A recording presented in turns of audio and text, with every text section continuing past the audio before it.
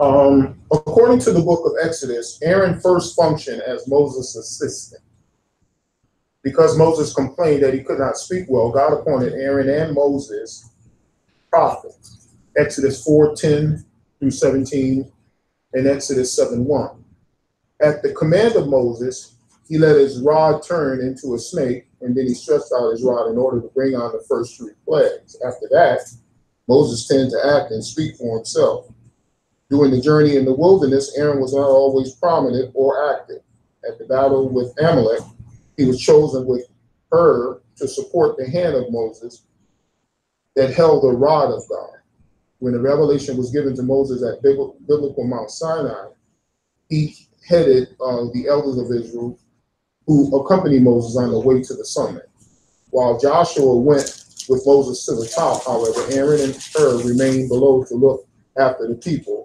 From here or on in Exodus, Leviticus, and Numbers, Joshua appeared in the role of Moses' assistant, while Aaron functioned instead as the first high priest. That's just to give you a little backdrop of what Moses' complaint was, and that it was just that and really nothing else. Okay, excuse number one. Can we have a reader for excuse number one? Excuse number one. When Moses assumed the role of deliverer by attacking the Egyptian 40 years earlier, he was neither believed nor respected by his fellow Israelites. See Acts 7:28-29. If they did not believe Moses 40 years prior, why should they believe him now? It is a terrible thing to believe that when we speak, no one is going to listen to us or believe us. But the past is redeemable. We may feel that everything is set in concrete, but the truth is things change, people change. Fast forward 40 years. The people of Israel and Moses are at a different spiritual place than they were before. Yet Moses is still terrified of being rejected and feeling like a failure. God responded to his fears in verse 12.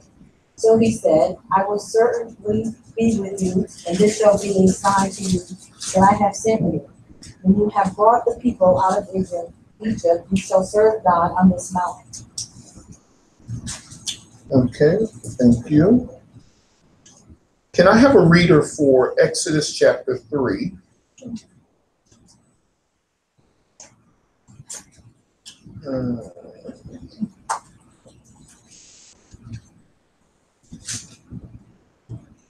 Someone read verse 11 and 12.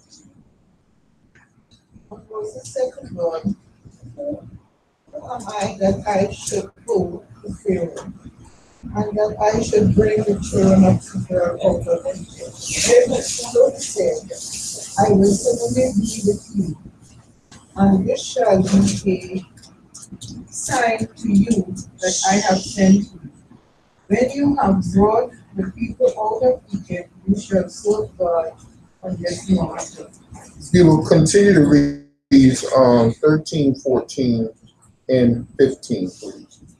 Then Moses said to God, indeed, when I come to the children of Israel and say to them, the God of your father has sent me to you. And they said to me, what is his name? What shall I say to them? And God said to Moses, I am who I am. And he said, thus you shall say to the children of Israel, I am has sent me to you. Okay, let us turn to Acts chapter 7. Acts chapter 7.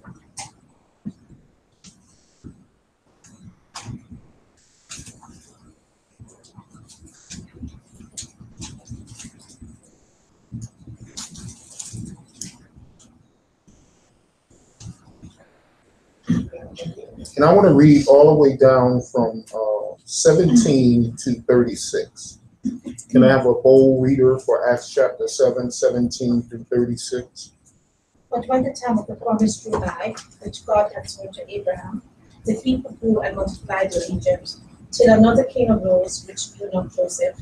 The same dealt subtly with our kindred, and even entreated our fathers, so that they cast out their young children, to the end they might not live.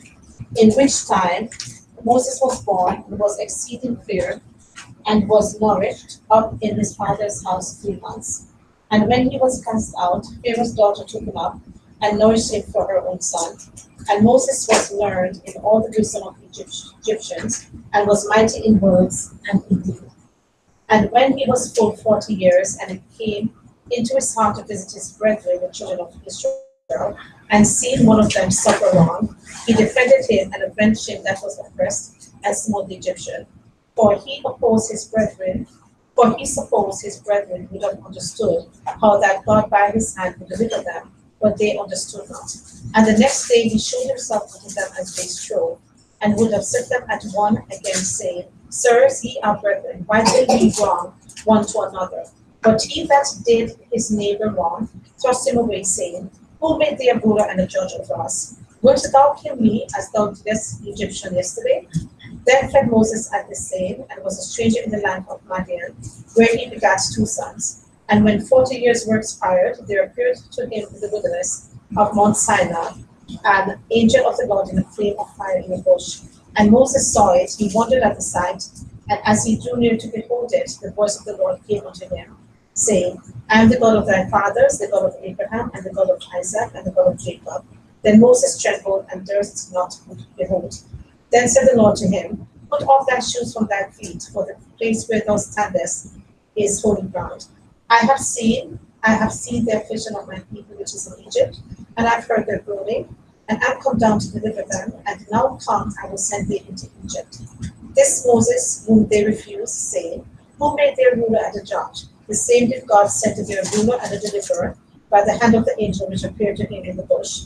He brought them out. After that, he has showed wonders and signs in the land of Egypt and in the Red Sea and in the wilderness 40 years. Okay, so Acts chapter 7 gives us a pretty good insight on Exodus chapter 3. And it shows how Israel from, 37 on to around 43, and then the tabernacle was set up, and let us know some of the things that was going on.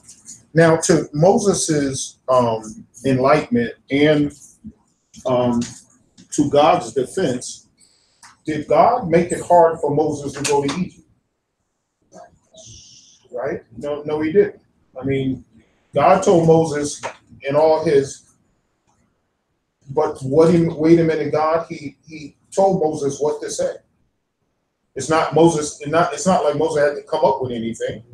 God told Moses what to say. He even told Moses what to do when he got there. He told him to gather the what with him to go to Pharaoh. The staff.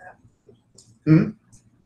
The staff. No, he took the staff with him. When he got to Egypt, God told him to do what with the Jewish people? Do what? Gather what? Go back to Exodus chapter 3. Gather the what? The elders of Israel. And you guys go to Pharaoh.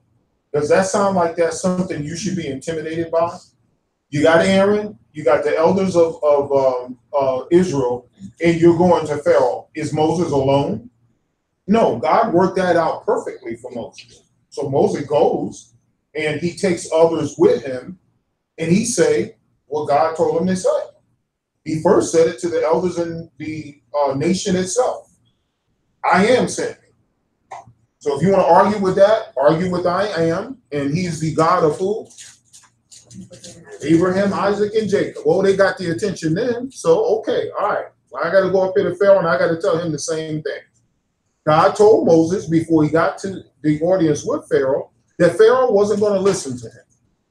Okay, so God paved the way. It's not like every time Pharaoh denied the existence of God that was a shocker to Moses. God warned Moses, prepared Moses for this audience with the people of God and with the audience with Pharaoh. When God asks us to do things, God is not going to put us out there and leave us out there all by ourselves. You can bank on that.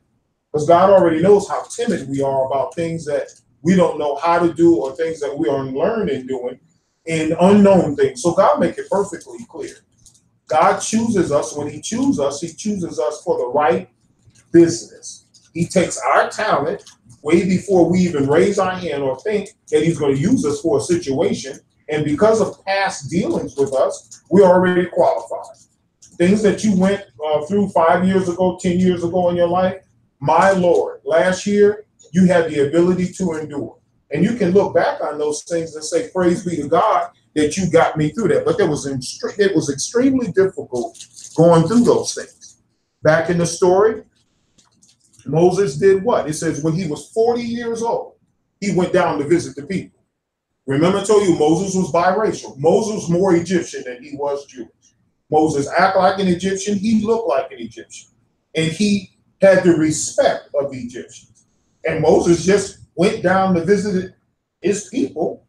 And he was being taught that by his mom and his sister. He went down there at 40 years old. There's a long time in between that little basket he was in on the Nile and an audience just peeping at and seeing how things going on.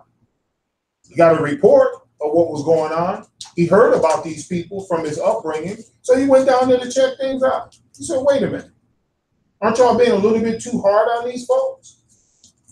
You know, and so, you know, if you take some time in the story and keep the story out of Bible, Sunday school Bible class, and really slow the story down, you'll see that everything that God wanted out of this mission, God prepared Moses for. God was the reason why that basket ended up there with Pharaoh's daughter, seeing it and loving this child and raising this child. And according to the book of Acts, he had everything that he needed for leadership. So it wasn't that he was hanging around sheep. It wasn't that he went and lived somewhere for 40 years. The Bible says that God put Moses where he needed to be and educated him while he was there. But just like so many things in our life and so many things in the story of the patriarchs and matriarchs, we decide to do something entirely different, and we don't get to see the providence of God being acted out because we do something entirely different. Because we don't think that's what God wanted. Samson's mother said that. His father said that. And look what happened to the boy. So when we intervene into what God wants us to do, intervene in God's business in our life, we always get a different result. And then God got to come in, he simply got to clean it up. He's going to do that anyway because he wants his will to be done. But serving God, brothers and sisters, is not hard. Yes, it comes with a price from time to time, but one thing about God and his business, he takes care of things before you get there. So you ain't got to worry about it. It may look foreign to you. It may feel uncomfortable to you. It may be something that you may not think you have the ability to do. But one thing about God, God is never going to embarrass himself. Not with his business. Because God is God. So just think of it that way. When God calls you to do something, or you be in a situation, or you're involved in something with the church, and you got a lot of doubts about things, just think about what God has already foredone for his work. And his work is about people. We're not about his people. Our thoughts are not his thoughts. Our ways are not his ways. So praise be to God that he got to work things out. So when Moses assumed the role, back on page 38 of the book, of deliverer by attacking an Egyptian 40 years earlier, he was neither believed nor respected by his fellow Israelites. Why would they? Why would they respect Moses? Moses looked totally different to them. He looked like their oppressors. You just happen to come down here and just do some things, say some things. You're not even doing that right. So, you know, just think about it. Think about it. You know, excuse number one, who is me? Well, you shouldn't ask God that question.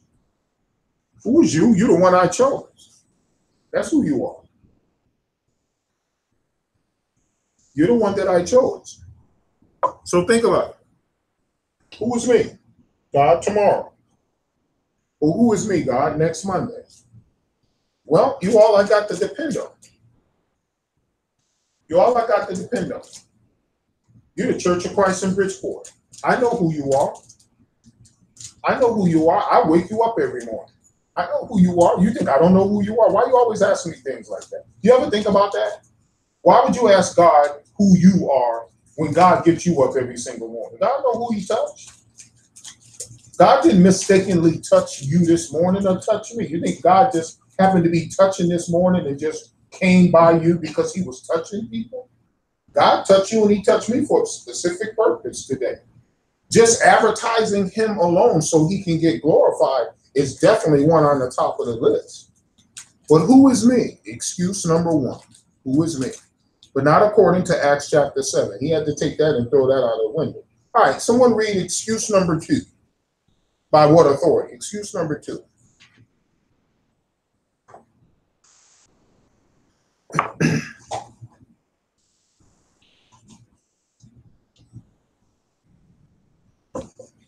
Moses' first excuse expressed doubt in himself. His second excuse, however, expressed doubt in God. God didn't ask Moses to go and explain all that he did not know about God. He just asked him to go and explain what he did know about God. I am who I am. God told Moses. It doesn't have to do with who he was, but with who God is. In any conflict, it is important to know God who is sending you into battle. I am convinced this is our most important excuse of God. We, like Moses, simply don't know what to say. Moses was faced with a group of people who had lost connection to God. Does this dilemma sound familiar? Is it becoming increasingly difficult to explain God to the average American? Yet God encourages Moses and asks to start with the basic. The Lord God of your fire sent me to you. Thank you.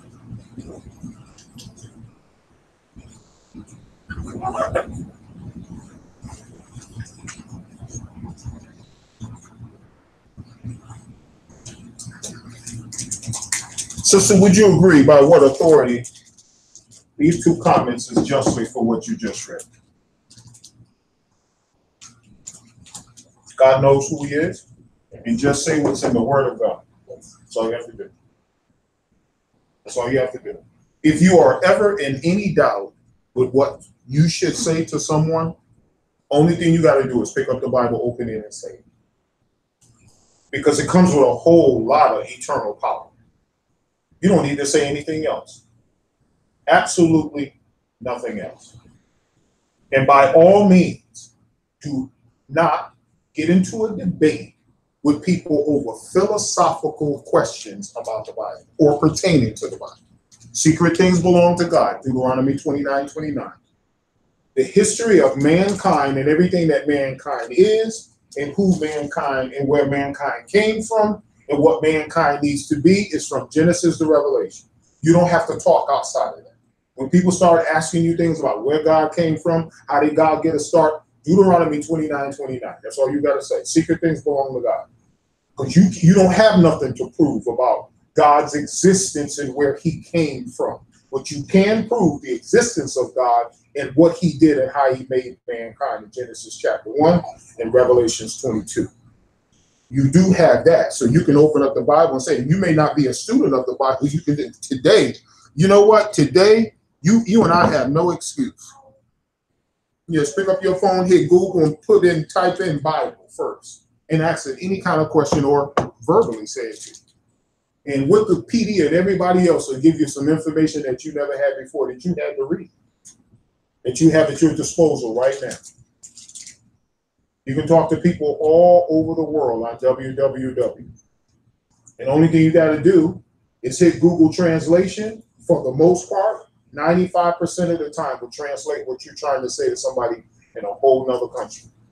You have it so easy now to talk about the Bible itself, to exchange information concerning text, health, anything on the internet. The only thing you have to do is believe what you read. If you don't believe what you read, it's not a matter of debate. You don't need to debate someone who's not where you are.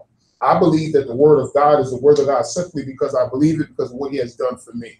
Now, you can't tell me what God has done for me, just like I can't tell you what God has done for you. But my testimony remains true to me because I'm not lying about what God did for me. You can't call me a liar because when I start telling you what God has done for me, you'll say to yourself, oh, shoot. You know why? Because what God has done for me, he can do for you. same mess I did to my life, and the same mess God brought me up out of in my life, you're struggling with right now. Sin is sin. And it's never going to change when it comes down to human being in flesh and blood. So the same place that God has brought me from, you can be in that place right now, and you'll see in me and what God has done for me a way out. That's the testimony. That's the story. So to talk about something else is what? It's just philosophy. I no longer do what? X, Y, and Z anymore. Just say what you don't do anymore. That's all. If you used to run around, you used to get drunk, you used to do drugs, you used to jump out of planes and try to kill somebody on the way down, just tell people what you don't do anymore. And tell them why. And folks will be amazed. You know why? Some people are struggling with the same thing you used to struggle with. Moses had a problem because Moses doubted himself. It's one thing that the Egyptians didn't teach Moses was self-confidence. The Egyptians didn't teach him that. He wasn't confident in himself. He was confident in the information and the education that he got. According to the Acts chapter 7, he was second to none in that. But when it came down to him as a person, they didn't teach him that. They didn't teach him that. So remember, self-esteem comes from someone teaching you how to be all that you can be and that you're important. No one can tell you how important you are because God has already made you who you are. And in God's eyesight, you are the best that came off the assembly line when he touched you. No one can outdo that. Everything about you is in the place where God put it. You might as well be happy with that. So someone tell you got a funny looking nose, you got funny looking hair, you got funny looking feet. Those are the feet, that's the color hair, that's the color eyes, that's the nose God gave you. And you should be happy about that. Because you can't and I can't please people according to a list that people put up about what their expectation is of you as a human being, as a person. Only God can do that, and he uses himself by that standard. So when we have excuses and we just tell God, I can't, send somebody else, I don't know God. Anytime you start that, I don't know God, God gets insulted. Because God chose you to do what he wanted you to do, and he doesn't make mistakes. So think about that. Just thank God that God chose you. Because God could have chose somebody else, but he chose you to do it. So if God chose you to go talk to somebody down the street or talk to someone at work, he could have chose another Christian to bump into that person at lunchtime, or bump into that person on Main Street, or bump into that person in the mall. But he chose you. You know why he chose you? Because he kind of figured when choosing you, you're good at that. You're good at that. The quietest place we tend to be is in church. But man, if I catch y'all on Facebook and on that phone, man, y'all be blazing some trails, boy. But we get real quiet when it comes down to God's business. But we have no doubt in our ability to use them thumbs and that index finger and put that phone up to our ear and just talk. We take the phone in the bathroom, we put it on the kitchen table when we get ready to eat. We good. But if God asks us to do something, all of a sudden, excuses come up. So Moses' first excuse expressed doubt in himself. Now, I know when someone tap you on the shoulder and say, hey, look, at the next Ladies' Day event, I want you to do the opening prayer. I know that's a shock. I know that's a shocker. If this is going to be your first public time praying, that's a shock. So guess what? The person gave you an opportunity to lead the opening prayer at the next Ladies' Day event. Start praying. You should say to yourself, that's a piece of cake, because I pray all the time audibly to God. That's all. Most of the folks in here talk to yourself, don't you? You talk to yourself. It's just that yourself didn't tell you was talking out loud to yourself, but you talk to yourself. So you just practice, and talk from your heart. Next time someone call on you, be ready to do it. Be ready to do it. If I fell dead right now, what would you do? other than call 911.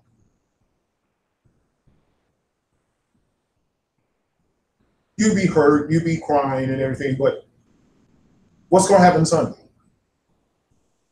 What's going to happen next Wednesday on page 40 or page 41? Are you going to show up? Will you do the discussion questions? Will you participate? What will happen? Think about that. What would happen if our song leader died between now and Sunday and he's on for songs? What would happen?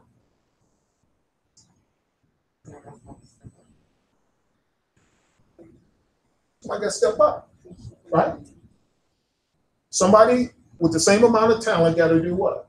Express their talent and step up and step in. Because if something happens to me, I'm going and I'm not coming back, right? I mean, none of us is going to die and go on the other side and say, Lord, I need to go back. Go back to where? You've got to be out of your mind. Ain't nobody coming back, not after going on the other side. Don't believe that stuff y'all see on the TV about the light at the end of the tunnel. Christians ain't going where the other side of that light is, coming back through that tunnel. That ain't happening. I can tell you that right now. Okay? So if that is the case, that's stepping up, right? All right. Excuse number 3. What if? Someone read excuse number 3.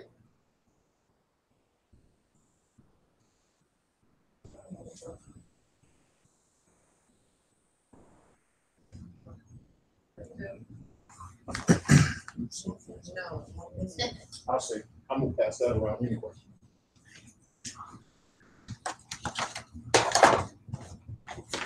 What this third excuse began with the words, what if? And it was totally academic. What if they do not believe or listen to what I say? What ifs are victory killers, and excuses will always relegate us to second best. Moses was so concerned about what might happen. He didn't hear what God said would happen. When God calls, we are tempted to put our assets and abilities in one column and limitations and liabilities in another to determine if we can do what God has called us to do. God is not interested in that. God often allows us to enter a place where we feel confident. When we succeed, we take credit for our skills or preparation. And when we flounder and fail, we wonder why. Other times, He put us in an area where we feel inadequate. When we are forced to depend on Him, we can more clearly see it is His power and not ours working in us. Amen. Amen. What if? What if they don't listen to me? What if they get mad about this sermon? You know how many times I've said to the Lord, they ain't gonna talk to me after this. Some of them I won't see it for a couple of Sundays. You think that moved God when I was preparing them? I don't care what you think, and I don't care what they say. This is what I want to be said. If I want to talk about sin, Ellis, you got to preach about it. If I want to talk about alternative lifestyles, you got to preach about it. If I want to talk about gambling, you got to preach about it. I want to talk about gossiping, you got to preach about it. I got to talk about, if I want to talk about self-esteem problems, if I want to talk about a lack of faith, you got to preach about it. I don't care whether you like it or not. I don't care whether they like it or not. Isn't that what he told Jonah? Come on. I'm telling you to go to Nineveh. And if I'm telling you to go to Nineveh, you go on to Nineveh. You can try to commit suicide all you want. You can jump off that boat 15 times, I'm going to have a fish waiting on you. If I say you're going to Nineveh, you're going to Nineveh. And what did Jonah end up at? In Nineveh. It was a horrible ride. He had fresh air. He had a nice little boat above water. It was a horrible ride to get to Nineveh. But he went anyway, right? If God has chose us to do what he wants us to do, he will stop us in our tracks to do that. There are some of us that have had illnesses, emotional breakdowns, physical hindrance because we didn't listen to God. And when we came to the realization that God has healed us and straightened us up, what was the first thing we did? God's will. Just think about those times when you told God no. Think about, because every one of us in this room have told God no at some point. No, I don't want to do that. I know my hand is up. No, I don't want to do that. No, that's going to inconvenience. You know what? I don't have time for that because I already planned something else. In order for me to do what you want me to do right now, I shouldn't have never answered that phone. I should never ran into that person because that person likes to talk a lot. It's going to take a lot of my time right now, but that's not where I'm heading. That's not what I want to do. And then God remind me, well, remember the last time you sat at a basketball game for 2.5 hours? Remember y'all drove there 1.5 hours? Remember the last time you was at Giant Stadium on Monday Night Football? And I'm just asking you to just deal with a complicated situation that I need to talk to right now. And now you telling me that it's going to inconvenience you, but I didn't inconvenience you on the way to Giant Stadium that Monday night. Matter of fact, I put angels at your disposal to get you there safe. Remember that yelling and screaming and 2 hot dogs you had and the popcorn you had? Remember that? You were so excited about the football game, you forgot to say grace. See, now it makes sense. Remember that last wedding? Remember that company party that you went to and you were shaking a leg? Remember the New Year's Eve party you went to? Remember that outfit you had on? Remember that? I got you there safe. You had a couple of something to drink and I got you home safe. Was I inconveniencing you then? I let you have your fun. And you mean to tell me, what if somebody will say something about my business? Ellis, don't treat me like that. Don't talk to me that way. Because I give you everything you want. And yes, my business is going to cause you some time to make a sacrifice. Because it's against what you do every single day. It's against the norm. But it's my business and I call you to do it. I don't call you to do that all the time. I don't inconvenience you all the time. If you start liking my work, you start loving my work, you won't see it as an inconvenience. But remember, tomorrow you can have an ache and pain that won't allow you to get up till I'll let you get up at 12 o'clock noon. Remember that. Remember those things about God. Think of God that way when it comes down to his business and the things that he asking you to do. Now, I know that Moses knew how big this job was. But the very fact that it was a burning bush that he was talking to should have gave him some sort of insight that this ain't going to be hard. It may be difficult, but it's not going to be hard because I can't mess with Pharaoh. See, that's what I'd have been saying at the burning bush. Okay, we went through this whole take off your shoe thing, and I'm looking around and I'm noticing that it is a bush and it ain't burning up. And you told me to come close so I don't feel the heat, but I see the effects of it. And now you ask me to go back to a country that's larger than life that I left with a guy that has gotten increasingly crazy. And you ask me to go back there and tell him that I am sent you. Okay, I'll work with that because I'm crazy anyway. So it's probably not going to make any sense to him if I talk that way. And I'm going to look a little different. I'm going to wear these sandals. I'm going to have this staff. I'm going to have this beard. I'm going to go back and I'm not going to have the tattoos that I left there with and the gold that I was wearing when I left there with. Matter of fact, it's been 40 years. I'm not going to talk like they talk. But I am going to know as soon as I get to the city limits what it was like here. So all that experience that you gave me is going to come back. But if you say go and you say tell them that I am sent me, okay, I'm going to go say it. Matter of fact, I'm going to go say it, see what kind of effect it's going to have. And then when I start seeing the plagues and everything that you was performing through me and Aaron, yeah, I should have been here a long time ago. So what if what? We already know that your own people didn't like you when you left. You already know that you left your people because you did something that you shouldn't have done. So what if shouldn't have been what if? You go back, you already know what's going to happen. Okay, so now you need the burning bush. You got to the city limits, you need the burning bush, because only the burning bush is going to get you out of the situation that you're going to face with two groups of people. People who don't want you there, and people want to know, we haven't forgotten 40 years ago what you did. Why are you back here? So the business is not hard. It's not hard. But what ifs are victory killers. When you doubt your ability to do something, you have already stole your own joy. That's all it is. When I got my first A on my paper, because I was used to C's and D's. When I got my first A, you know something, I almost had a heart attack. You know why? I said, man, that looks good next to my name. And you know what my teacher said to me? She said, how does it feel to apply yourself? And I said, man, it feels good.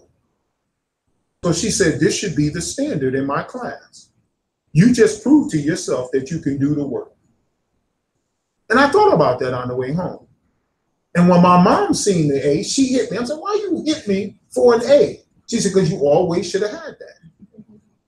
You're just lazy. I remember my first reading in my literature class when we were doing Shakespeare. And I was called on to do a male reading. And I was performing. I was performing like I was on Broadway. That felt good when the teacher came up to me and put her arms around me. And she said, Ellis, you have so much potential if you just stop being a clown. I walked out of class. I was the first one out of class with my literature book under my arm, because I used to hide my books. Because I want people to think I was smart. I think people want people to think I was reading anything. And it felt good. If God has blessed you and he has blessed me with a talent and an ability to comprehend things, if you can do it in the world, in the secular world outside that door, my Lord, isn't it worth it to be called on by God in his world? I mean, T, think about it. You graduated from college. Who would have thought that? At 7, 8 years old, who looked that far down the road? Think about it. Think about it. Some of you that are moms, you had that first child. Who would have thought 20-something, 30-something years old, you'd be having that kid? Think about the blessings that God has given you. Remember the first meal you cooked when only you ate it? Second meal you cooked, didn't it taste better? Think about the things that God has done for you in your life, and to say to God, what if what? What if what? What if I don't wake up tomorrow? Okay, Lord, if I don't wake up tomorrow, then I can have a what if. But if I wake up tomorrow, let's get this done. Whatever it is, let's get it done, right? All right, excuse number 4. The Lord knows this is classic. I read. Okay. The Lord, I don't speak well. Moses now says, I am not an eloquent speaker, and I talk much. This is an odd excuse because Stephen indicated in Acts 7:22 that Moses was a man, mighty in words and deeds. The fact is sometimes our excuses are not based in reality. So the Lord said to him, who has made man's mouth? Or who makes the mute, the deaf, the seeing, or the blind? Have not I, the Lord? Now therefore go, and I will be with you, with your mouth, and teach you what you shall say. Our inadequacies, whether real or imagined, are not problems for God, but we have to make ourselves available to his plans. Paul could have easily used his thorn in the flesh as an excuse not to answer God's call, but he chose instead to use it as an instrument for God's grace. We don't know what Paul's thorn was, but you know what yours is, don't you? Will you use it as an excuse or as an instrument? Do anybody here know Les Brown, the motivated speaker? That's right. Don't you know at 9 years old, he was diagnosed with ADHD? Don't you know when he was a freshman in high school, his teacher told him he would never ever speak publicly, and that he would never ever get out of the grade school reading level that he was at. Don't you know, he said he went home and he told his mother what that lady said, that teacher said, and his mother said, you can be anything that you want to be. You just have to work hard at it. And he said, Mom, why am I so different? She said, it's not that you're so different, it's just that you look at things different.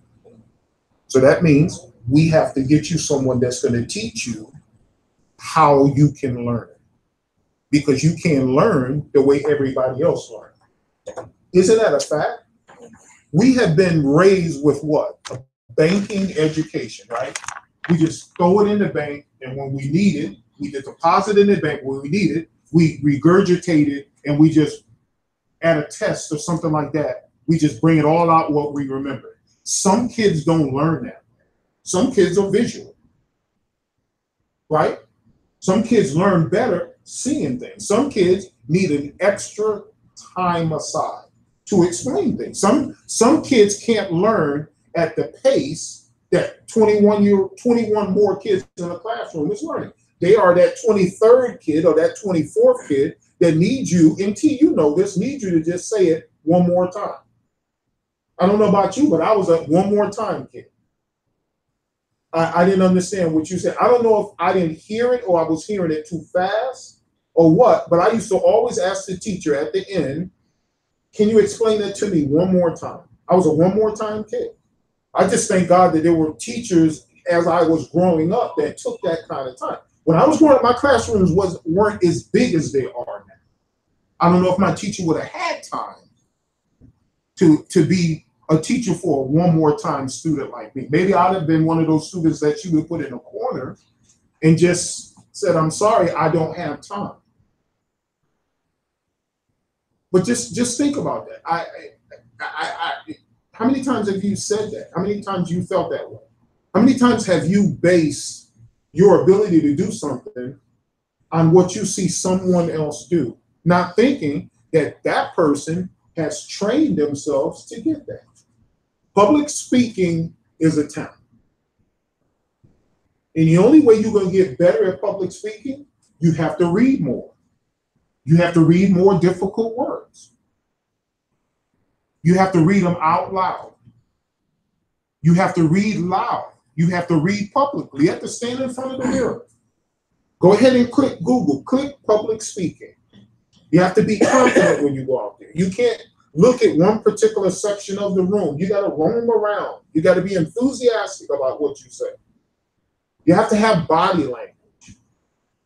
All these things, you have to build confidence in yourself, and you got to know the material in which you're talking about. And the one thing that I can leave with you when it comes down to self-confidence, remember, people don't know what you know because they haven't taken the time to do what you just did, to speak what you just spoke.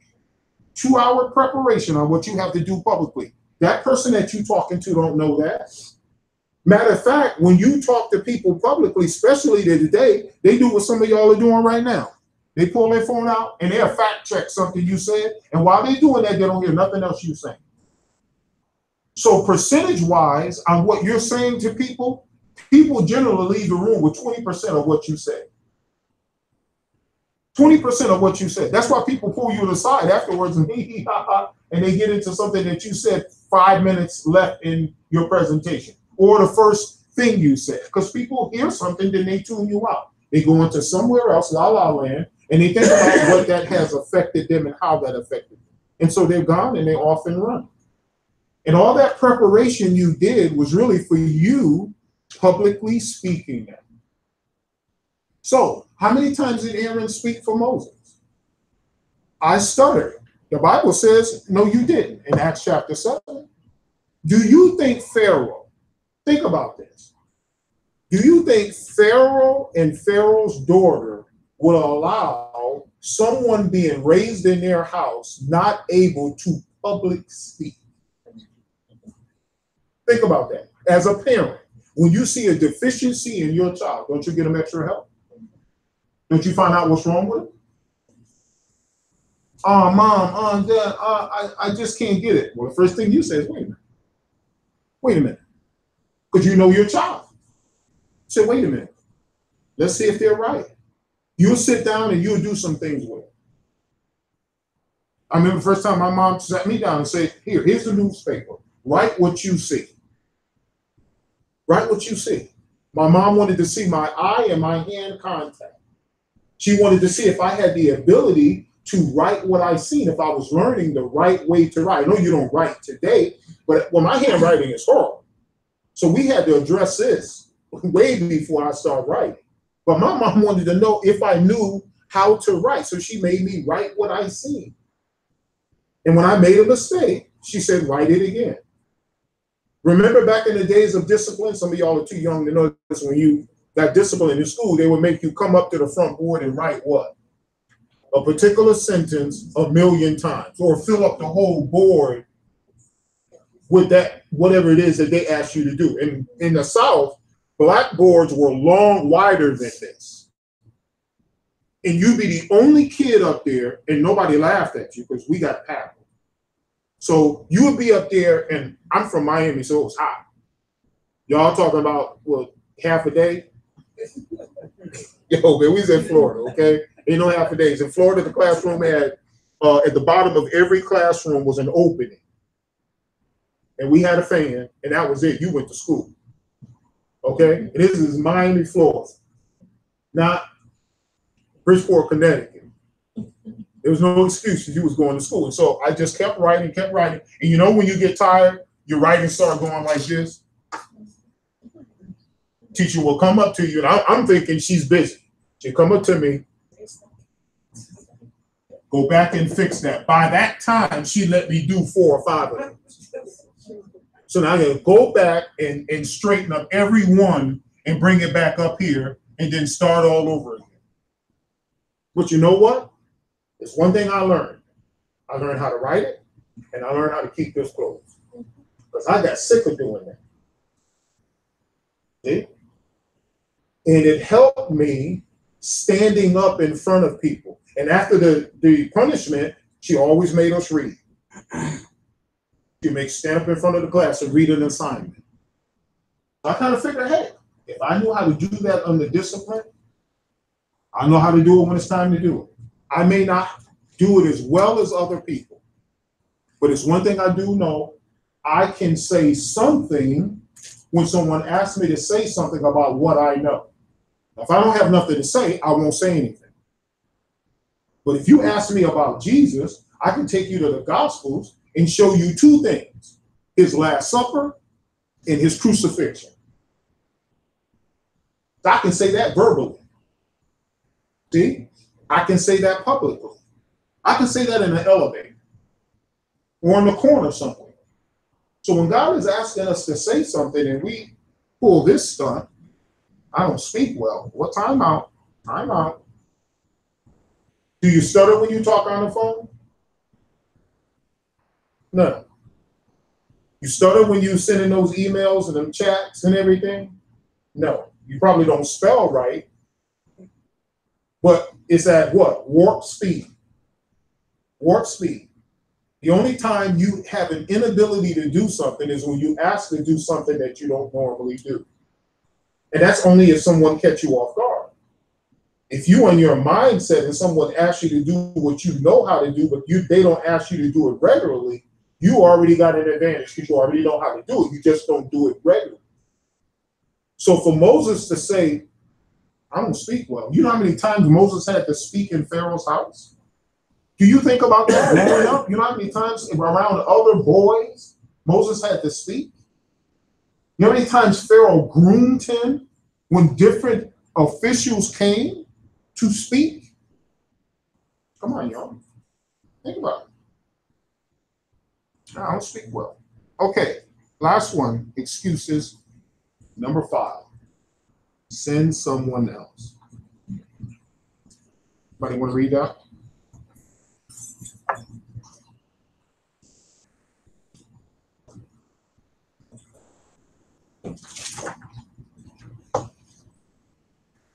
At the end of the discussion, the simple fact of the matter is this: Moses didn't want to go. The last objection was not based on Even the slimmest shred of a reason, Moses just didn't want to do it. In essence, Moses put his foot down and told God no. Can you imagine the audacity of telling God no? I'm sure we all can, as most of us have. Then the anger of the Lord burned against Moses. Exodus 4:14, New American Standard. We would do well to remember that God becomes angry at our excuses. God was not angry with Moses because 5 excuses is one too many, but because Moses refused to trust God's plan. When Moses begged God to send someone else, he effectively told the Lord, I don't trust you. When we tell God no, we are saying, I don't trust you. He has every right to be angry. God accommodated Moses' lack of faith by giving him Aaron to speak on his behalf. God knew just what Moses needed, and Moses ultimately did as the Lord asked. So Moses took his wife and sons, put them on a donkey, and started back to Egypt. And he took the staff of God in his hand. Exodus 4:20. Think of the lives he touched because of his obedience. More than 2 million Israelites eventually walked out of the land of slavery because Moses said yes. When you think about God and you think about telling God, send somebody else, think about what God has thought about in choosing you. I think that's where we need to start. Think about the decision that God made choosing you to do a particular thing.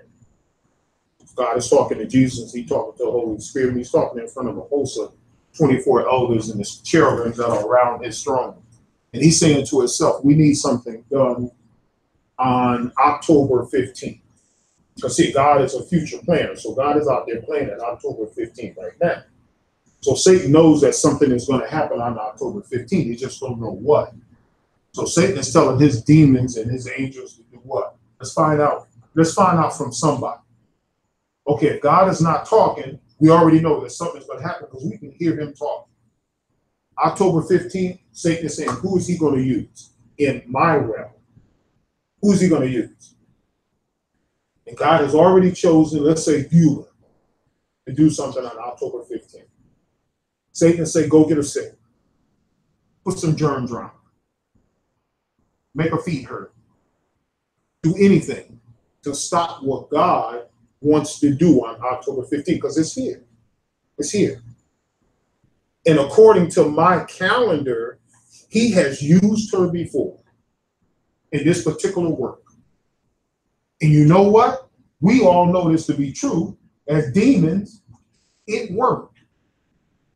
So do something to her. Have somebody call her up while she's walking out of the door. Do something to her because it worked. 2 years ago, it worked. 2 months ago, it worked. He's using her again. Don't tell God. Because our God has already had experience on being successful with your talent that he has given you. Think about it. Think about it. Any comments or questions before we close? 5 excuses. How many of them have you given to God? Anybody pick one?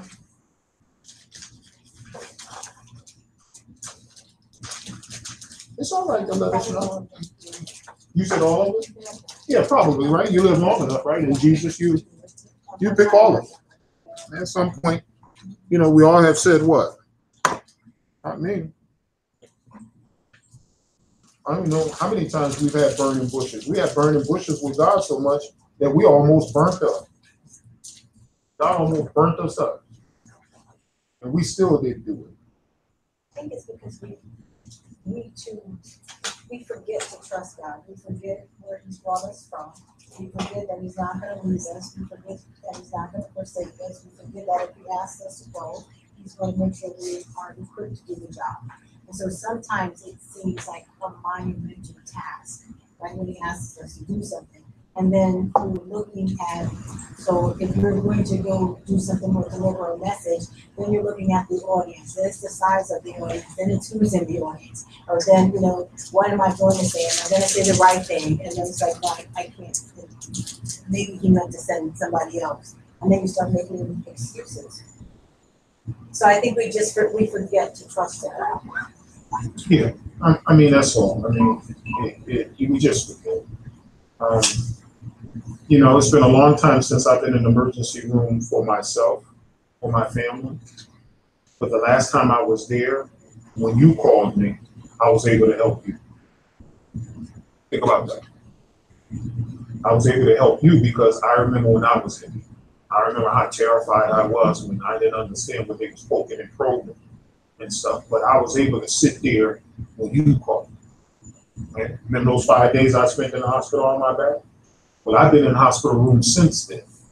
So I was able to tell people, I know what you're feeling. I know what's going on. I know, you don't understand all this stuff that they're talking about and stuff. I know, been there, done it. So, think about it. When it comes down to doubting him, he brought us out of those things. So, let's assist other people when they're going through different things themselves. Okay? That's the third, let's, Yes. I just write one of it. Okay.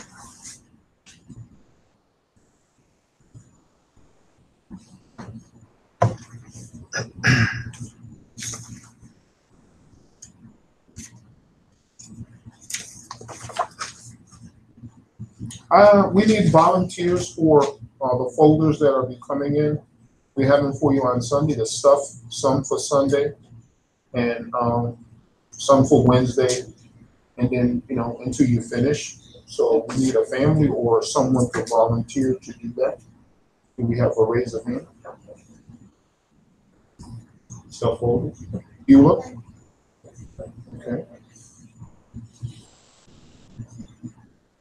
All right, we'll get those to you on Sunday. All right.